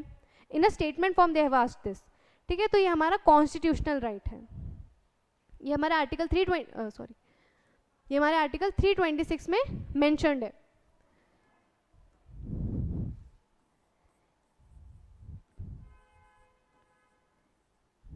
यूनिवर्सल एडल्ट फ्रेंचाइजी जो हम कहते हैं वो इसमें मेंशन्ड है आर्टिकल 326 में, that is universal adult franchise. कोई भी इलेक्शन हो रहा है, स्टेट लेजिस्लेचर का हो, लोकसभा का हो, तो वहाँ पे हम लोग वोट करते हैं. अभी बेसिक एज क्या है, अभी तो 18 है जैसे कि, लेकिन पहले थी 21 ईयर्स. पहले क्या एज थी, 21 ईयर्स. पहले माना जाता है कि जब आप 21 साल के हो जाओगे तभी आप में मेच्योरिटी आएगी और तभी शायद आप किसी को वोट कर पाओ, अपने सही अपने इलेक्टिव सही रिप्रेजेंटेटिव को आप इलेक्ट कर पाओ. बट काफ़ी टाइम बाद जो है एक बेसिक चीज़ हमें समझ आई कि नहीं, जो वो है यूथ है 18 ईयर्स पे काफ़ी हद तक मेच्योर हो जाती है, उसे एटलीस्ट इतना समझ आ जाता है कि सोसाइटी कैसे वर्क कर रही है, हमें क्या चाहिए, हमें किस चीज़ में अमेंडमेंट चाहिए, या हमें हमारी क्या नीड्स है, हमें क्या पॉलिसी का है, कौन सही वर्क कर रहा है, कौन नहीं कर रहा है. ये चीज़ हमें समझ आने लग जाती है जब हम 18 साल के हो जाते हैं, एक मेच्योरिटी लेवल आ जाता है. ठीक है, तो ये चीज़ चेंज हो गई थी. पहले 21 साल थी, अब हो गई 18 साल. तो ये चेंज किससे आया था, 61 कॉन्स्टिट्यूशनल अमेंडमेंट एक्ट ऑफ 1989 से. ठीक है, 61 कॉन्स्टिट्यूशनल अमेंडमेंट एक्ट 1989 से 21 ईयर्स से 18 साल हो गई थी. हमने देख लिया. अब ये हमारे हो गए पॉलिटिकल इक्वालिटी. हमने 14 से 18 तक के आर्टिकल्स के बारे में बात कर ली जो कि राइट टू इक्वालिटी को लेके बात कर रहा है. हमने राइट टू वोट की बात कर ली, आर्टिकल 326 जिसमें बता रहे हैं पहले 21 साल थी, फिर 18 भी किससे हुई, 61 कॉन्स्टिट्यूशनल अमेंडमेंट एक्ट 1989. ये सब एनसीईआरटी में मेंशन नहीं है, इट्स एन एक्स्ट्रा. ओके, अब हम वापस से देख लेते हैं कि सोशल इक्वालिटी क्या है. हमने देख लिया पूरा पॉलिटिकल इक्वालिटी के बारे में, सब चीज़ हम डिस्कस कर ली. अब बात आती है सोशल इक्वालिटी. पॉलिटिकल इक्वालिटी और equality before the law is an important first step. Political equality और इक्वालिटी जो है हमारा फर्स्ट स्टेप है जो कि बहुत ज़्यादा इंपॉर्टेंट होता है. But if it often needs to be supplemented by the equality of opportunity. In India, special problem regarding equal opportunities comes not just from lack of facility, but from some of the customs which may prevail in different parts of country. Basic opportunities ही नहीं है, तो हमें पहले क्या चाहिए, हमें equal opportunity सबको provide करनी होगी. In different parts of country or among different groups, women for instance may not enjoy. Example दे रहे हैं यहाँ पे women's का. Women may not enjoy equal rights. हम इतनी देर से वही बात कर रहे हैं कि women's को पहले नहीं समझाया जा रहा था उस बारे में कि उनको proper equal rights नहीं दे रहे थे. The state has significant role in such matters. State का सबसे ज़्यादा रोल होता है क्योंकि वही लॉ बनाएगी, इस इनइक्वालिटी को वही ख़त्म करेगी अपने लॉज, अपने एक्ट, अपने रूल्स के तहत. It should make policies to prevent discrimination or harassment of women. Harassment of women in public places. बहुत ज़्यादा harassment हो रहा है जैसे कि public place में, offices में. उस चीज़ को कौन ख़त्म करेगा? जब तक कोई state उस पर action नहीं लेगा तब तक ये चीज़ कभी ख़त्म नहीं होगी. To provide incentives to open up education of certain profession, but social groups and individual also have role to play in rising. Okay, social groups वगैरह जो होते हैं, इंडिविजुअल जो होते हैं, वो भी एक बहुत स्पेशल रोल प्ले करते हैं अवेयरनेस फैलाने में, एक जनरल एजुकेशन के लिए, बेसिक आइडिया के देने के लिए. हर कोई इतना अवेयर नहीं होता इन सब चीज़ों को लेके कि क्या चल रहा है हमारी सोसाइटी में. तो ये चीज़ अवेयर कौन करता है? सोशल ग्रुप करते हैं. नुक्कड़ नाटक होते हैं, हम लोग देखते हैं काफ़ी, मेनली बहुत ज़्यादा जगह हम लोग देखते हैं चीज़, नुक्कड़ नाटक चल रहा होता है. नुक्कड़ नाटक, उन नाटकों में यही बता रहे होते हैं, एक तरीके से अवेयरनेस फैला रहे होते हैं किसी सोशल इशू पे. जैसे बहुत ज़्यादा अवेयरनेस फैलाने की ज़रूरत है अभी भी वुमेन्स को के अगेंस्ट जो चीज़ें चल रही हैं. ओके एक और चीज़ हम देखते हैं कि सेक्स और जेंडर में क्या डिफरेंस है, ठीक है, sex and gender.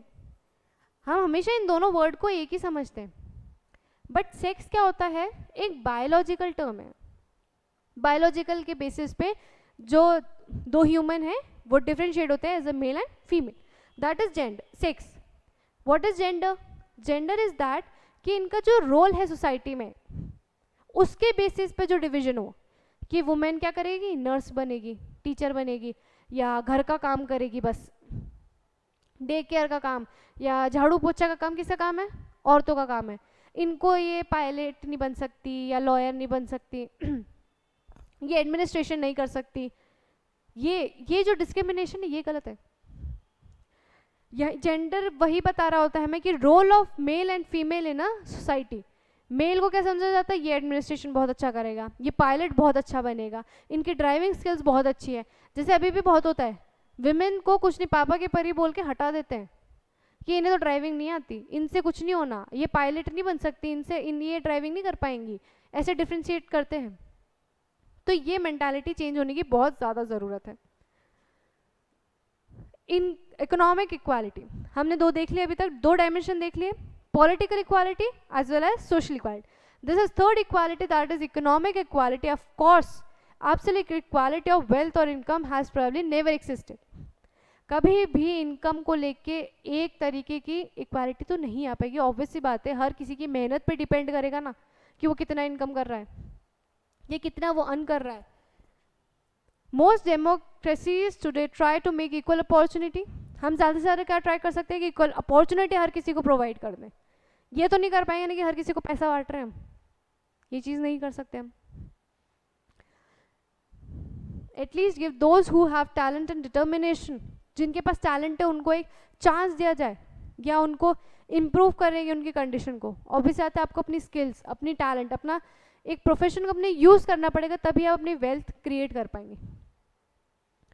With equal opportunity, inequalities may continue to exist between individuals, but there is the possibility of improving one's position in society with sufficient effort. हम किसी sufficient effort के through ही एक जो status है वो improve कर सकते हैं, या तो उसको एजुकेशन प्रोवाइड कर दो, उसको स्किल एनहांसमेंट कर दो, राइट। आजकल जैसे बहुत ज़्यादा प्रोग्राम चला रही है गवर्नमेंट कि आपका स्किल एनहांसमेंट हो, आप स्टार्टअप क्रिएट करें। क्यों कर रही है, आपकी तो वेल्थ क्रिएट हो गई, गवर्नमेंट को तो टैक्स मिल जाएगा, गवर्नमेंट का भी फ़ायदा यहाँ पे दोनों का हो रहा है।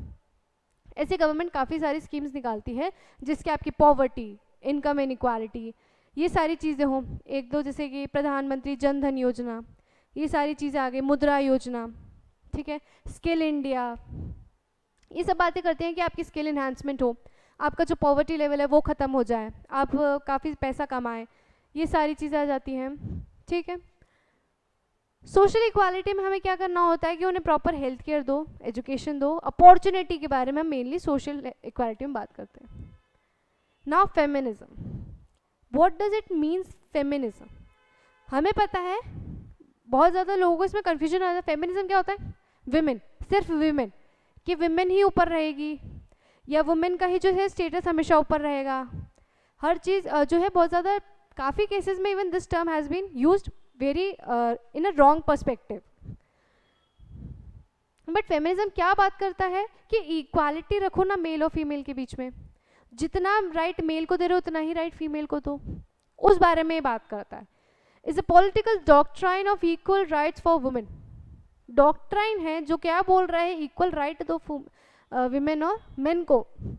Feminist are those men and women who believe that many of them inequalities we see in society between men and women are neither natural nor necessary and can be altered so that both women and men can lead free and equal lives. Feminist कौन होते हैं? जो कि जिन्हें दिखता है कि society में कितनी ज़्यादा इनइक्वालिटीज़ है, कितना ज़्यादा ज़रूरत है इन मेल और फीमेल को ऊपर लाने में, इक्वालिटी के बेसिस पे कितना ज़्यादा उन दोनों को इक्वालिटी देनी है। ये नेचुरल नहीं है, ये सोसाइटी मेड है। This inequality is society made, society ने बना दिया ये इनइक्वालिटी, ये नेचुरल तो है नहीं। इसमें क्या नेचुरल है, आप डिसेबल तो नहीं हो, आप एकदम सही हो, बट फिर भी आपके साथ डिस्क्रिमिनेशन किया जा रहा है। According to feminist, inequality between men and women in society is the result of patriarchy. जो inequality का basic है, क्यों है? patriarchy की वजह से. patriarchy क्या होता है? जब मेल dominate करे ना फैमिली, मेल की ही चले, हमारे पे हर ऑलमोस्ट हम यही देखते हैं, बस पेट्रियार्की सोसाइटी ही देखते हैं. मेट्रियार्कल सोसाइटी हमने बहुत कम इंस्टेंस में देखी है. पेट्रियार्की में की वजह से हमेशा मेल को हमेशा सुपीरियर माना है, फीमेल्स को नहीं माना गया, उतनी राइट नहीं दिए, उतना स्टेटस नहीं मिला उन्हें. This term prefers to a social, economic and cultural system. Social, society based, economic इतना उन्होंने नहीं समझा. कल्चर, हमारे कल्चर में भी था, सती प्रथा कौन फॉलो करेगा? फीमेल. पर्दा सिस्टम कौन रखेगा? फीमेल. ये हमारे कल्चर में भी था कि फीमेल्स को कुछ नहीं है, वो सिर्फ अपने मेल के अंडर काम करेंगी, जो मेल ने बोल दिया उसी के हिसाब से उन्हें चलना है. Women and give main power over women. Main को ज़्यादा पावर दे दी थी हमेशा और फीमेल को बहुत कम. तो इस चीज़ को ठीक करने की ज़रूरत है. जैसे यहाँ पे दो पॉलिटिकल आइडियोलॉजीज बताई गई, मार्क्सिज्म एंड लिबरलिज्म. दो आइडियोलॉजीज बताई हैं. मार्क्सिज्म का ये था कि जो रूट कॉज है ना हमारे पे इनइक्वालिटी का, इकोनॉमिक इनइक्वालिटी, ये किसका है? प्राइवेट ओनरशिप के से. Private ownership in what? Oil, land, forest, किसी में भी अगर प्राइवेट ओनरशिप है तो वो चीज़ महंगी है, मतलब वो चीज़ इकोनॉमिक इनइक्वालिटी लाएगी, वो एक तरीके से इनइक्वालिटी ही लाएगी. ऐसा मार्क्सिस्ट का कहना था. ऐसा क्यों है? क्योंकि अगर किसी में भी हम हमेशा देखते हैं कि अगर प्राइवेटली ओन्ड है कोई प्रॉपर्टी या प्राइवेटली ऑर्गेनाइज्ड है तो वो चीज़ बहुत ज़्यादा इंफ्रास्ट्रक्चर में बहुत ज़्यादा हाई होगी, बेसिक फैसिलिटी सब होगी, बस उसका जो फेयर है वो ज़्यादा होता है. वो एक्चुअली मेनली उनका प्राइवेट ओनरशिप का मतलब है क्या कि उन्हें प्रॉफिट मेकिंग करनी है, उन्हें पब्लिक वेलफेयर नहीं करना है, उन्हें अपना प्रॉफिट देखना है. तो फेयर जो है हाई रखते हैं. तो जो नीचे वर्गीय के लोग होते हैं उनके लिए बहुत ज़्यादा मुश्किल हो जाता है वो चीज़ें यूज़ कर पाना. और मार्क्सिस्ट ने क्या कहा कि जो अमीर लोग हैं ना, ये प्राइवेट ओन्ड वाले लोग, ये लोग तो बहुत अमीर है, इन पे टैक्स लगाओ और इन पे मतलब बहुत ज़्यादा टैक्स लगा दो और इनका पैसा सोशल वेलफेयर पे यूज़ कर दो. क्या ये सही है? एक तरीके से सही है कि हाँ हम उनसे टैक्सेस हाई ले सकते हैं, बट क्या उनका सारा पैसा हम सोशल वेलफेयर पे ही लगाएं? हम कुछ अमाउंट लगा सकते हैं, बट कुछ उनका भी तो वेलफेयर होना चाहिए. जो अपना प्राइवेटली ओन्ड ऑर्गेनाइजेशन है वो लोग वर्क कर रहे हैं, वो भी तो सोचेंगे ना कि हमारा क्या हो रहा है यहाँ पे, हमारा तो कोई फ़ायदा नहीं हो रहा इस चीज़ से. He pointed out that such private ownership did not only make the class of owners wealthy, जो हमने बात की, it also gave them political power. Such power enables them to influence state policies and laws, and this could prove a threat to democratic government. एक और example है, जैसे जो highways होते हैं ये प्राइवेटली ओन्ड होते हैं मैक्सिमम टाइम, तो वहाँ पे जो टोल होता है ना, यहाँ पे अगर कोई हम एक एग्जांपल ले लें, मुंबई का जो टोल रोड है, हाईवे, वहाँ पे जो टोल है वो बहुत ज़्यादा होता है, 150, 300 समवॉट. तो ये चीज़ हर कोई जो नीचे वर्गीय लोग हैं वो तो यूज़ नहीं करेगा, जो बहुत हाईली रिच लोग हैं ना वही वो चीज़ यूज़ कर पाते हैं, वही वो हाईवे यूज़ कर रहे हैं, बाकी नहीं कर पाते. तो उनका ये है कि जो प्राइवेट ओनरशिप है ना उस वजह से वो लोग तो बहुत अमीर होते जा रहे हैं, इनकम इनइक्वालिटी बहुत ज़्यादा क्रिएट हो रही है. जो पुअर वाले हैं वो और ज़्यादा पुअर होते जा रहे हैं, और ज़्यादा गरीब हो रहे हैं वो लोग. तो ये चीज़ इवन इनको पावर दे देती है, पॉलिटिकल पावर. पॉलिटिकल पावर देती है. एक टर्म होती है क्रॉनिक कैपिटलिज्म.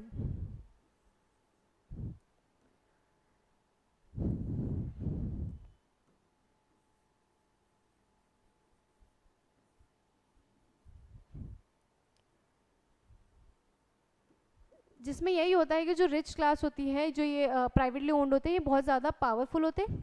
तो यहाँ पे क्या होता है, ये पॉलिसी मेकिंग पे भी रिफ्लेक्ट करने लगता है. ये सारी जो फिर पॉलिसी आती है इनके बेनिफिट के लिए आने लगती है. इट मतलब हम ऐसा कह सकते हैं. तो उसका टर्म हो जाता है chronic capitalism. Influence state policies and laws. Okay, Marxist and socialist feels that economic inequality provides support to other forms of social inequality. ये और दूसरी तरीके की सोसाइटी इनइक्वालिटी को सपोर्ट करने लगता है. Difference of rank, privilege, tackle inequality in society बहुत ज़्यादा दिक्कत आने लगती है, फिर वो टैकल नहीं हो पाती जो इनइक्वालिटी बढ़ रही है हमारे यहाँ पे.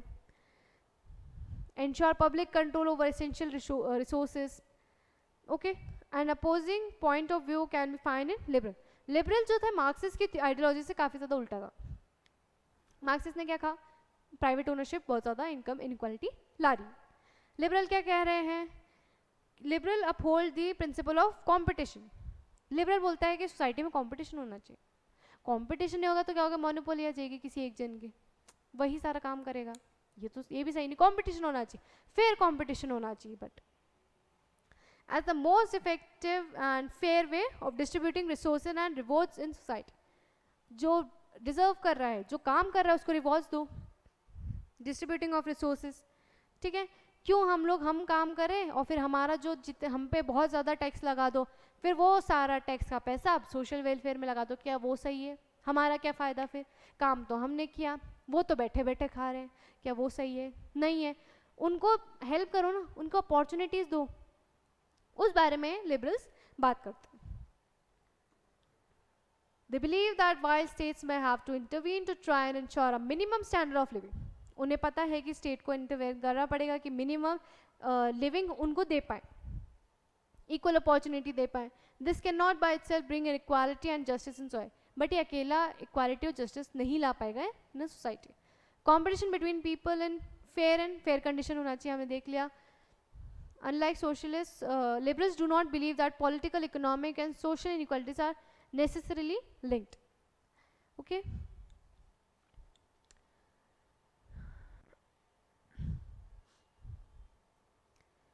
यहाँ पे फिर वही बात करें कि डेमोक्रेसी में जो है हमारे 3 डायमेंशंस फुलफिल होने चाहिए बाय लॉज वगैरह.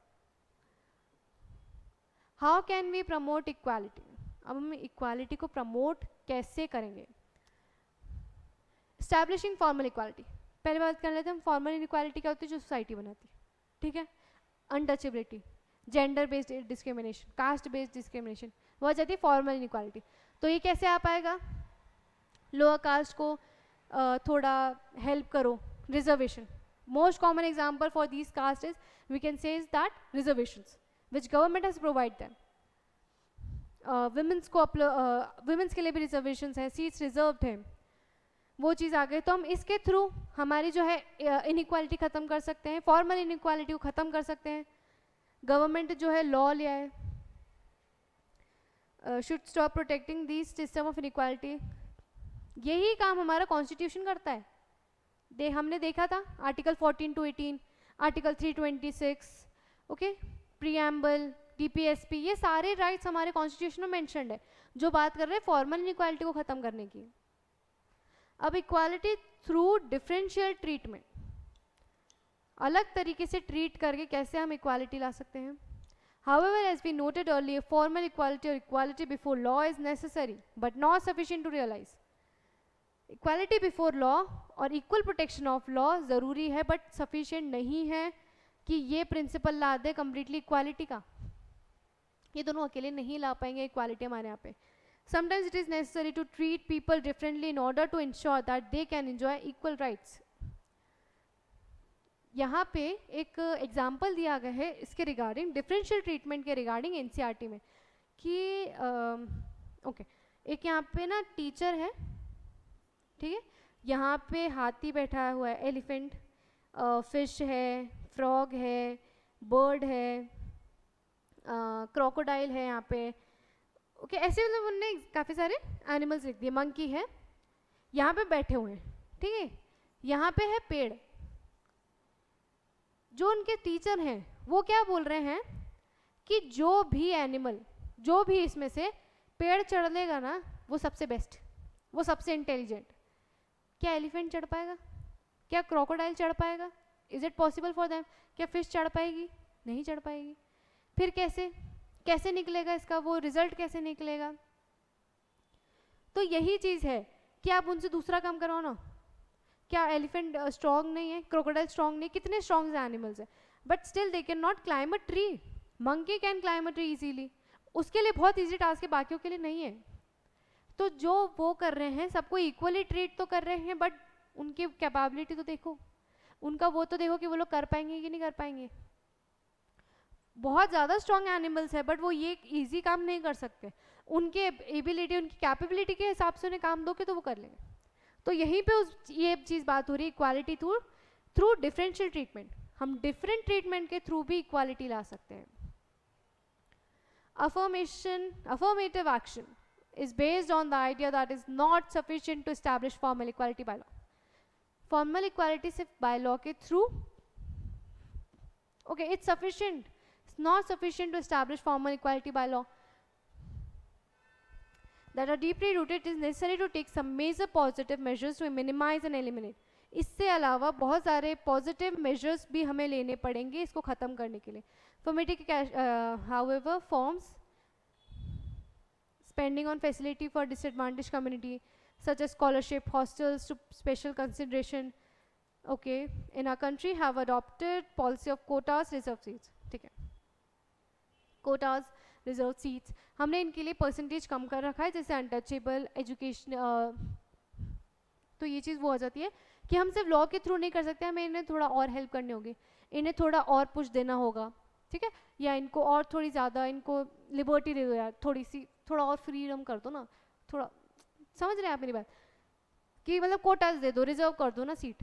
काफ़ी एग्जाम्स में इनके लिए परसेंटेज कम कर दिया जाता है, क्यों? क्योंकि ये लोग क्लियर कर पाएँ, इनका जो है लेवल है, अपलिफ्टमेंट है सोसाइटी का, वो बढ़ पाए, ठीक है। In education and jobs to provide equality of opportunity to deprived groups, untouchables, dalits, disables का भी हम इसमें एग्जांपल ले सकते हैं, क्योंकि बहुत सारी सिचुएशन में इन लोगों को कम समझा जाता है, इन लोगों को इंक्लूड नहीं करते हैं। अब बात आती है स्ट्रगल फॉर इक्वालिटी। हमने कम्प्लीटली देख लिया इक्वालिटी क्या होता है, डायमेंशंस क्या होते हैं, क्या क्या उसको प्रमोट करने के लिए हम वे कर सकते हैं, ठीक है, कॉन्स्टिट्यूशनल में क्या लिखा है वो सब हमने देख लिया। अब है struggle for equality. Poverty and discrimination have created inequality in our society. Poverty और डिस्क्रिमिनेशन ने एक सबसे बड़ा फैक्टर है हमारे यहाँ पे इनइक्वालिटी का। पॉवर्टी क्या है? गरीबी, बिलो पॉवर्टी लाइन के जो नीचे आते हैं ना लोग, वो लोग जिनके लिए इवन बेसिक मील लेना भी बहुत मुश्किल हो जाता है, और कुछ होते हैं ऐसे लोग जो दिन भर का इतने फैंसी मील्स ले लेते हैं, इजी हो जाता है। ये इनकम इनइक्वालिटी के बारे में बताता है। स्टेट ऑफ, अपन हमने देखी थी रिपोर्ट, वो इधर पे हम लोग लिख सकते हैं उसके बारे में, कि वो इनकम वेल्थ कंसंट्रेशन के बारे में बता रही है हमें, कितनी ज़्यादा इनइक्वालिटी क्रिएट हो जाती है पॉवर्टी और डिस्क्रिमिनेशन से। Throughout the world people are fighting, हर जगह पीपल फाइट कर रहे हैं अपनी राइट के लिए, अपनी इक्वालिटी के लिए, अपने हक के लिए।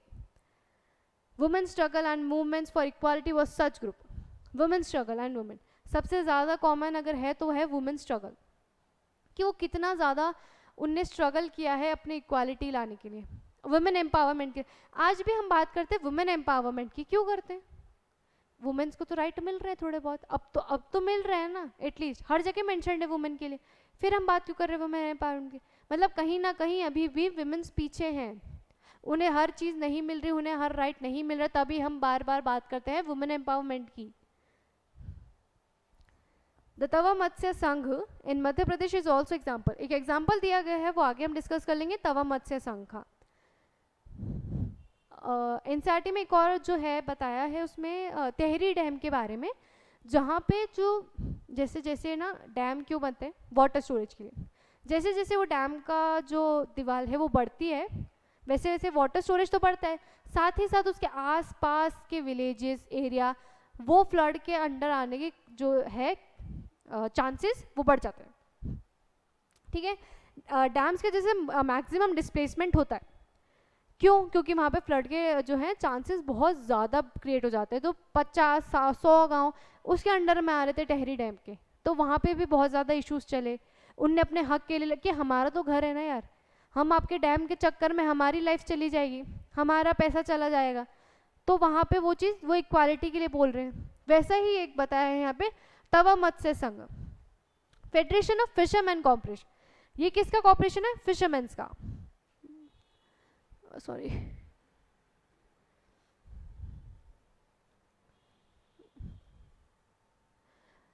That fights for the rights of forest dwellers who have displaced from Satpura forest located in. तो ये फॉरेस्ट dwellers हैं. फॉरेस्ट dwellers कौन हो जाते हैं? जो कम्प्लीटली फॉरेस्ट पे डिपेंडेंट हो फॉर देयर लाइवलीहुड, पैसे के लिए वहीं रह रहे हैं, उन फॉरेस्ट को यूज कर रहे for their development. With the beginning of the construction of Tawa dam, Satpura से उन फॉरेस्ट को मध्य प्रदेश में रिप्लेस किया था. क्यों? क्योंकि वहाँ पे जो है तवा डैम का कंस्ट्रक्शन चालू हो गया था इन 1958. कंप्लीट कब हुआ? 1978.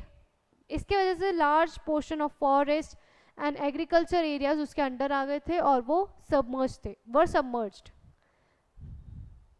Had to suffer set but they earn very little. उस चक्कर में उनका बहुत. अब एग्रीकल्चर का क्या होता है, वो मेनली वहीं रहेंगे ना जहाँ पे उनको वाटर अवेलेबिलिटी हो, प्रॉपर उनको पानी मिल जाए, या उन्हें कनेक्टिविटी मिले उससे बड़े कंट्री से, स्टेट से, आई मीन बड़े सिटी से वो कनेक्टिविटी मिले, वो वहीं रहेंगे. तो उस चक्कर में क्या हुआ, जब डैम बनना स्टार्ट हुआ उनका तो एग्रीकल्चर लैंड आ गया, उनका फॉरेस्ट अंडर आ गया, उसके सबमर्ज हो गया, वो तो कुछ कमाया ही नहीं, उससे ज़्यादा तो उन्होंने गवा दिया था.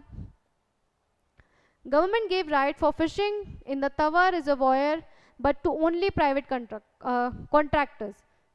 राइट तो दे दिया उन्होंने फिशिंग इनको फिशिंग करने के लिए, बट वो भी किस में था? प्राइवेट कॉन्ट्रैक्टर के उसमें था. 19 अब ये प्राइवेट कॉन्ट्रैक्टर ने क्या स्टार्ट कर दिया? इनको एक्सप्लॉइट करना स्टार्ट कर दिया था. Started exploiting the poor villager. इनने क्या करा? एक्सप्लॉइट. अब प्राइवेट कॉन्ट्रैक्टर्स का क्या होता है कि इन्हें प्रॉफिट मेकिंग देखनी होती है, इन्हें अपना फ़ायदा देखना होता है, इन्हें मतलब नहीं होता आसपास से. इन्हें नहीं मतलब कि इनके अंडर कौन काम कर रहा है, इनका कुछ हो रहा है नहीं हो रहा है, इनको प्रॉपर वेजेस मिल रहे हैं नहीं मिल रहे हैं, टाइम का जो है वर्किंग ज़्यादा है, वेज प्रॉपर नहीं है, कोई छुट्टी नहीं देते. तो एक्सप्लॉइटेशन बहुत ज़्यादा चालू हो गया था. तो इनने क्या किया? एक यूनियन बनाया, एक ऑर्गेनाइजेशन किया to protect their rights, which was called Tawa Matsya संघ.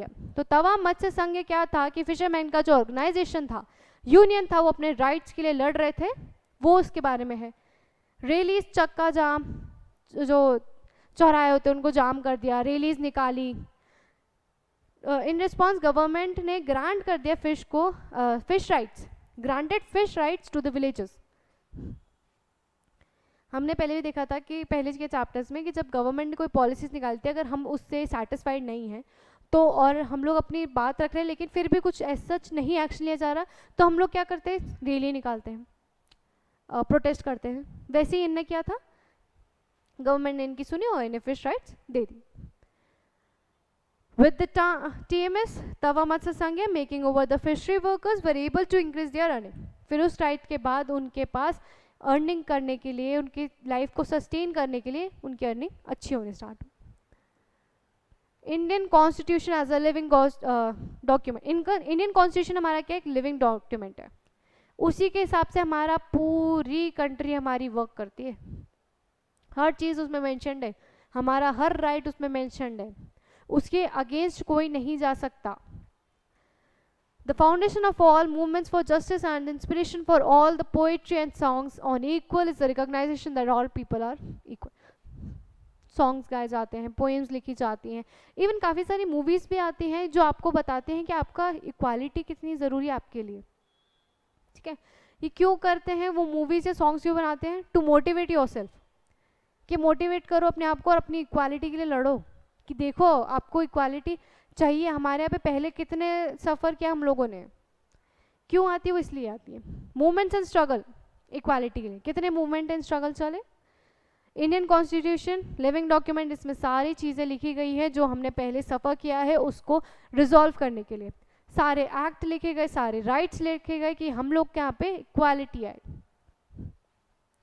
It guarantees dignity, self respect and equality. हमारे यहाँ पे इंडियन कॉन्स्टिट्यूशन गारंटी करता है कि आपको डिग्निटी, सेल्फ रिस्पेक्ट के साथ आप यहाँ पे रहेंगे. ओके, ठीक है. तो इंडियन कॉन्स्टिट्यूशन हमारा क्या है? Living document. इसमें सारे प्रोविजंस लिखे गए हैं कि कैसे एक गवर्नमेंट वर्क करेगी, कि कैसे एक हम गवर्नमेंट को रिमूव कर सकते हैं, या गवर्नमेंट किस बेसिस पे पॉलिसीज़ बनाना उनका ज़रूरी है. ठीक है, ये सारी बातें उसमें लिखी गई हैं. So this discussion of equality is end over here. ये चैप्टर कंप्लीट होते हैं आपके तीनों यहाँ पे। And I hope so I was clear with my explanation. हमने आज सब कुछ डिस्कस कर लिया इक्वालिटी के बारे में, इक्वालिटी क्या होती है, क्या स्ट्रगल देखा, क्या एक्ट है हमारे कॉन्स्टिट्यूशन में, हर चीज़ हम लोगों ने डिस्कस करी, इवन अबाउट द रिपोर्ट्स। अब इसके रिगार्डिंग यूपीएससी या एमपीपीएससी या किसी भी कॉम्पिटिटिव एग्जाम में कैसे क्वेश्चंस आएंगे, आपको स्टेटमेंट फॉर्म में दे देंगे कि कहाँ कहाँ हमारे यहाँ पे कॉन्स्टिट्यूशन में इक्वालिटी के बारे में बात की गई है, क्या आर्टिकल्स हैं, कौन सी रिपोर्ट इसके लिए आती है, ऐसे चीज़ों पे आप पे क्वेश्चंस आ सकते हैं। Okay, so thank you so much, this ends